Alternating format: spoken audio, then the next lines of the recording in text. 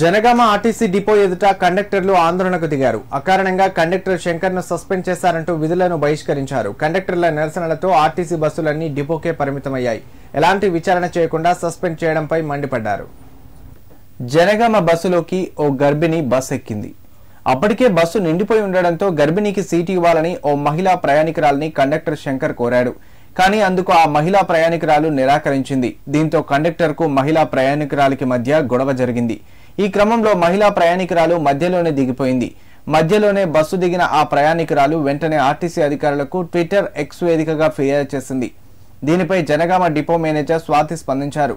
ఎలాంటి విచారణ జరిపించకుండా సదరు కండక్టర్ను విధుల నుంచి తొలగించినట్లు మెమో జారీ చేశారు. దీనిని నిరసిస్తూ డిపో కండక్టర్లు ఆందోళనకు దిగారు. కండక్టర్ శంకర్ అతని కుటుంబ సభ్యులతో కలిసి జనగామ డిపో ముందు ఆర్టీసీ సిబ్బంది ధర్నాకు దిగారు.